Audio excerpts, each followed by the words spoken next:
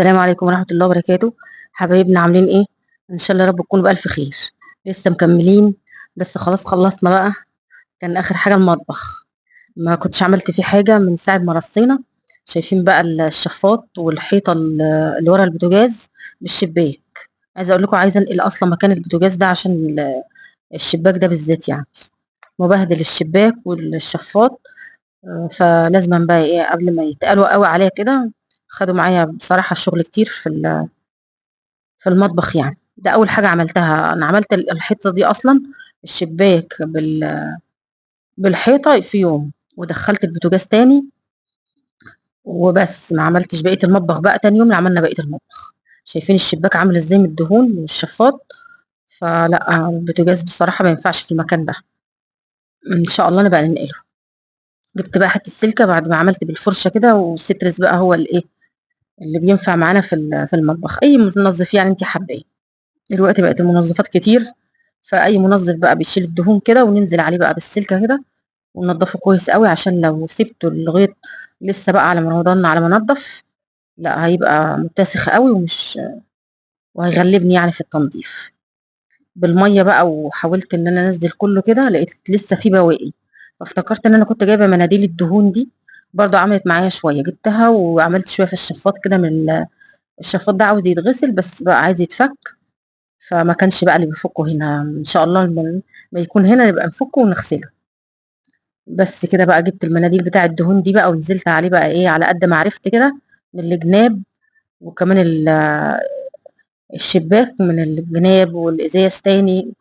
ومسحت كويس لان المناديل فيها ميه. بنضف بالمناديل كده، وبعدين بقى بالفوطه وهمسح تاني.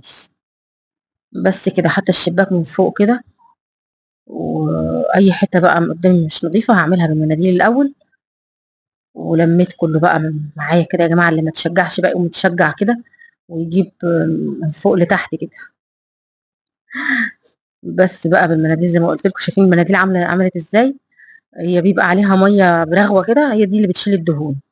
فبرضه ايه ما بتنشلش كلها يعني.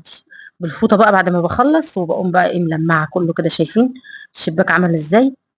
يلا كويس ان انا عملته، لانه لو فضل لغايه رمضان كان هيتبهدل قوي. بس بقى بسترس برضه بالفوطه ورا البوتاجاز كده، وروقته كله كويس ان انا خرجت البوتاجاز بره عشان املك الشباك كويس قوي. انا زي ما قلت لكم عملت الحيطه دي بس، ما عملتش حاجه تاني. ومسحت بقى تحت الانبوبه كده الجنب ده كله. فاضل بقى الجنب بتاع الغساله من تحت الرخامه، والمطبخ من فوق. هعمل ده كله معاكم دلوقتي. انا جمعته في فيديو واحد عشان نخلص بقى ايه، نخلص كل التنظيفات دي بقى، ما يبقاش في حاجه تاني. بس بقى كده هرجع هرجع الانبوبه مكانها يعني. وهمسح بقى الحته اللي فيها البوتاجاز دي، وندخل البوتاجاز بقى عشان لو عملت حاجه ولا حاجه. وهركبوا لي بقى الانبوبه تاني، وخلاص كده يبقى خلصت الجنب ده بالبوتاجاز. كمان البوتاجاز اصلا كان نظيف، فما عملتش فيه حاجه يعني. مسحته بس من بره كده، بس من الجناب، وحطيته مكانه. الحته دي اللي انا حاطه فيها الزيتون، كنت شلت بقى الزيتون عشان ما يجرالوش حاجه من الميه.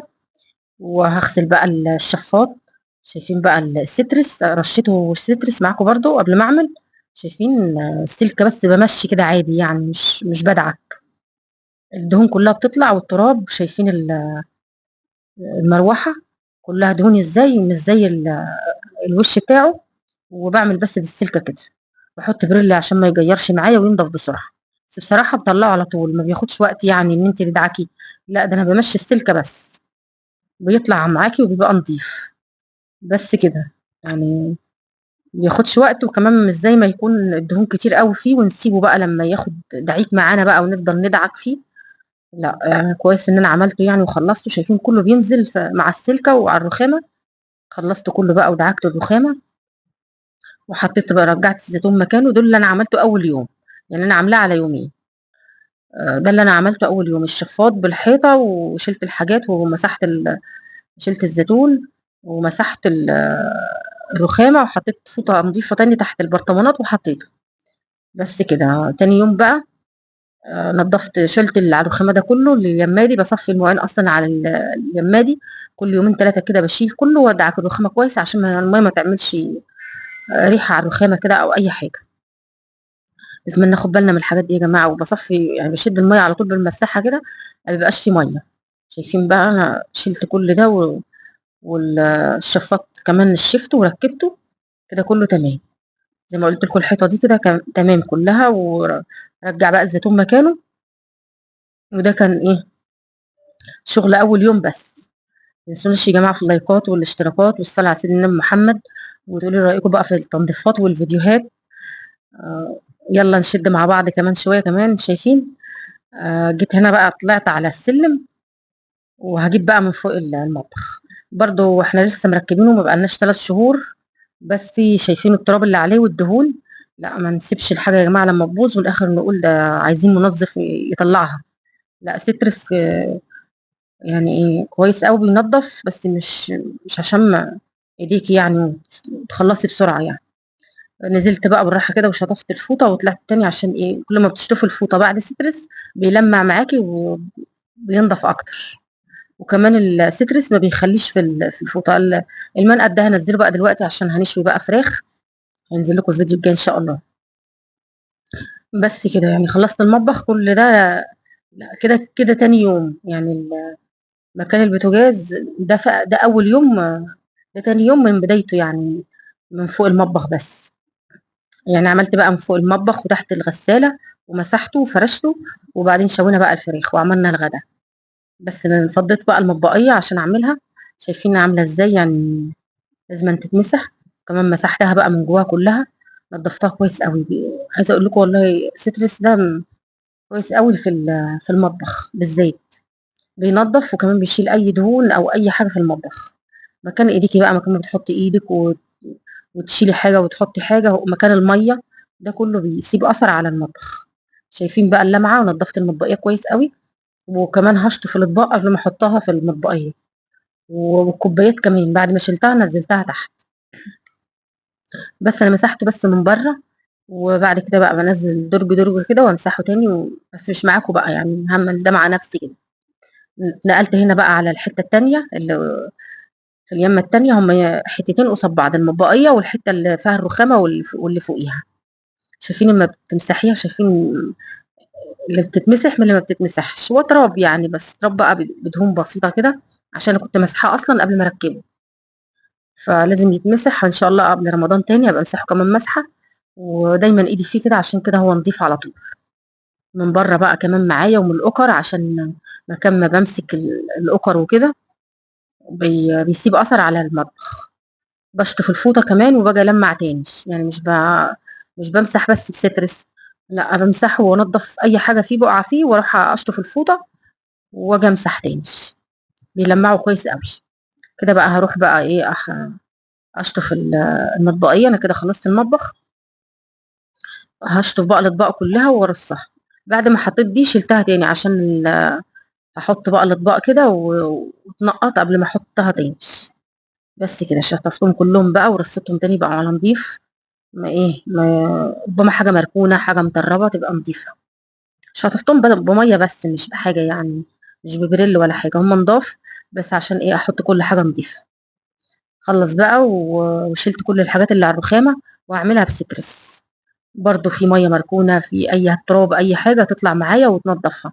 سترس بينضف الرخام كويس قوي، هو مكتوب عليه للفرش وللرخام ولاي حاجه ستانلس. لا حلو، او البوتاجاز، لكل حاجه. جبت الرخامه كلها بقى من فوق الحنفيه كده، ومن فوق والحوض، واليمه دي كلها اصلا. اليمه التانيه اللي في حرف كده ما بينهم، ايوه اللي هي فيها الزيتون دي، انا وديت كل حاجه يمت هناك. عشان دي معموله امبارح مع البوتاجاز والحيطه والشفاط. مش امبارح ده في الفيديو، بس انا بقول لكم يعني كنت ما عملتش كله مره واحده عشان ما يبقاش تقيل عليا. بس كده بنضف قوي المصفى اللي هي في الحوض. دي الحته دي كويس قوي، بدعكها على طول عشان ما تسودش، كمان ما تعملش ريحه مش حلوه. جبت كوبايه كبيره بقى، وهطص ميه كده بقى من فوق والحنفيه، وما تسيبش الحنفيه عشان تفضل تلمع كده وتبقى حلوه. وبالمساحه بقى، وهشد الميه دي كلها. المساحه حلوه قوي للرخام يعني، بتوفر معايا بصراحه على طول. وبشد بقى، وبالفوطه كمان نشفتها، هي مش محتاجه فوطه بس انا نشفتها عشان ايه، لو هنقل الحاجات اللي على الرخامه اليمه التانيه، اللي على اليمه دي عشان اغسلها. لان امبارح برضو كنت عامله ناجتس ان شاء الله مصوره لكم. وفراخ بقى ومقطعة، فعشان الرخامة وأعقم كل ده. أنا أصلًا عملت ده تاني يوم كده عشان برضه الفراخ، وأنا أصلًا ما باحبش أقطّع الفراخ واغسل أوي كده على الرخامات والحاجات دي وباعقمها على طول. فتاني يوم برضه أنا عقمت تاني قبلها، وتاني يوم عملت بقى بسترس ودعكت كويس عشان برضه إيه، برضه مكان الفراخ. هادعك بقى، أنا شِلت الرخامة دي كل اللي عليها فضّيتها اليمة التانية، اليمة اللي أنا غسلتها، وهادعك برضه الإيه، السيراميك والفيَش والرخامة كويس أوي. بس ده سيترس ومع نقطة فيري، ودعكت بالإسبونشة كده، أنا روّقت عليها كويس أوي.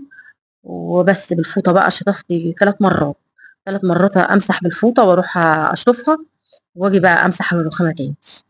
أنا باحب أروّق على الحاجة كويس أوي كده عشان إيه، لو سهيت عنها تبقى نضيفة. جِبت بقى المطبخ من تحت معايا، أنا كل ما آجي أمسح الرخامة أصلًا أمسحه معايا، عشان كده بيبقى نضيف على طول، وأنا ما عملتوش أوي بسترس يعني. والفوطة كمان كلّها سترس، وباشطفها أصلًا بتنضف، لإن السترس زي ما قُلت لكم للقماش وبينضف الفوط كويس أوي. جِبت بقى القلاية معايا، حطيت عليها بخّيت عليها سترس من برّه كده ومسحتها كويس أوي، وهارجّع كل حاجة مكانها بقى وأنا بامسحها برضه. مش كل حاجة هامسحها، مسحت الملح ده قبل ما أحطه، ومسحت الشاي ومسحت القهوة ومسحت السكر، كل حاجة قبل ما أحطها. والكاتل كمان مسحته، كده كمان شايفين الرخامة بقت عاملة إزاي. فاضل بقى الغسالة، هي كانت شغالة، شِلت الفيشة وشدّيتها، بس كنت عايزة أفضّي بقى الخزان بتاعها وال واغسلها يعني بكربونات وخل وكده، بس المرّة الجاية بقى إن شاء الله. الفلتر كمان مسحته بقى كده عشان ما يبقاش عليه تراب، وتحت الحوض يا جماعة لازمًا أعمله عشان إيه، ريحة السترس أصلًا لو في أي حشرة أو في أي حاجة، لو إن ما فيش حاجة بس هو ما بيخلّيش بصراحة. وبرضه إيه، ينضّف السيراميك من تحت كده، في مَيّة كانت واقعة فعاملة على السيراميك، نضّفتها كويس أوي ونضّفت الحتّة من تحت كده. وجِبت بقى الجردل عمر جابه لي فيه شوية منظّف أرضيات وكرول أبيض. هامسح بقى تحت الغسالة، أنا كنت ماسحة تحت الفلتر وتحت الأنبوبة برضه لإيه، فَوْل الفيديو مش هاقول لكم امبارح. ده تحت الغسالة بقى، شايفين في وساخة إزاي. جِبت كُلّه ورجّعت بقى الغسالة مكانها تاني، بس نسيت أمسح الغسالة من ورا. يالّا بقى المرّة الجاية. نضّفتها كويس أوي، وهازُق تاني الغسالة مكانها واشغّلها تكمّل، وهامسح بقى ونفرش بقى السجادة الجديدة مع بعض. ما تنسوش يا جماعة زي ما قُلت لكم تصلّوا على سيدنا النبي محمد، وتقولوا لي رأيكم بقى في تنضيفات الشقة. أنا كده خلّصت كُلّه، المطبخ وكُلّه. فاضل الحمام بقى أعمله غسلة نضيفة كده، إن شاء الله هابقى أعمله معاكم. بس كده بقى نفّضت حتى يعني الغطا بتاع الغسالة ده كان عليه تراب نفّضته. بس كده. شايفين بقى الأرضية بقت عاملة إزاي. هي أصلًا المطبخ مش كبير، يعني هي دي كل المطبخ في الحتة الفاضية، بس حلو بصراحة ما خدش معايا وقت زي الكبير، كله تمام كده. خلّصت بقى البوتاجاز كمان نضيف وكله نضيف، رجّعت كل حاجة زي ما هي، الزبالة تحت الحوض، وإيه ودي السجادة بقى اللي جبتها امبارح. أنا عارفة إن أنا هاخلّص المطبخ، فجبتها بقى عشان إيه، أفرش كله بقى.